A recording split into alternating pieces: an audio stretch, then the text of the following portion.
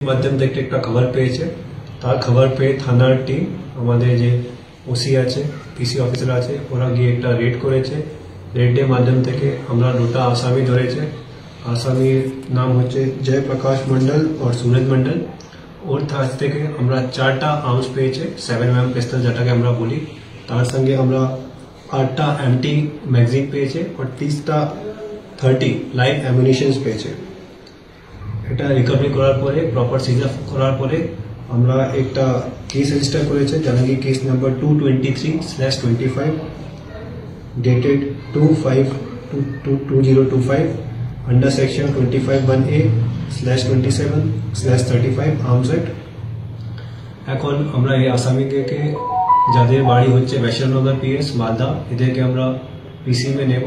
Police custody নেওয়ার পরে একে ইন্টারোগেশন করার পরে এরা আর্মস কোথা থেকে উৎপত্তি হয়েছে ও কোথায় এখানে যাচ্ছিল এটা ব্যাপারে আমরা ডিটেল ভাবে তদন্ত করে দেখব।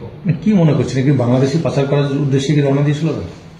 এটা খুবই ভাবে সম্ভব আছে। এখন যেরকম সমস্যা বাংলাদেশে চলছে এরকম সম্ভব আছে কি এরকম ব্যাপার হতে পারে, কিন্তু এটাকে ব্যাপারে ডিটেল আমরা তখনই বলতে পারবো যখন আমরা তদন্তের মাধ্যম থেকে কিছু পাবো। কতদিনের পিসি নেবেন? আমরা এখন 7 দিনের পিসি জন্য অ্যাপ্লাই করছি। যদি আমাদের মনে হবে আর পিসি দরকার আছে আমরা পরে আবার অ্যাপ্লাই করবো। আচ্ছা, এই আর্মসগুলো কোথায় পাওয়া গিয়েছে, মানে ধরা হয়েছে কোন এলাকায়? এটা ধরা হয়েছে সাহেবনগর, সাহেবরামপুর যে আমাদের এরিয়া আছে জাহাঙ্গীর পিএসএ, ওখানে আমাদের এই আর্মস ধরা হয়েছে। কিভাবে নিয়ে আসছিল এরা?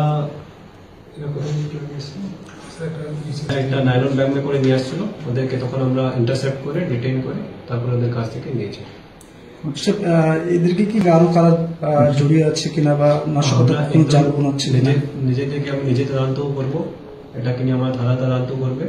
এটাকে নিয়ে আমরা পুরো ডিটেল ভাবে গিয়ে যদি এর পেছনে কোনো র্যাকেট আছে, কোনো অর্গানাইজড গ্যাং আছে, আর আমরা ওই হিসাবে ওদের মধ্যে অ্যাকশন নিয়ে ওদেরকে গ্যাংকে পূর্ণভাবে সমাপ্ত করার চেষ্টা করবো। থ্যাংক ইউ, ধন্যবাদ।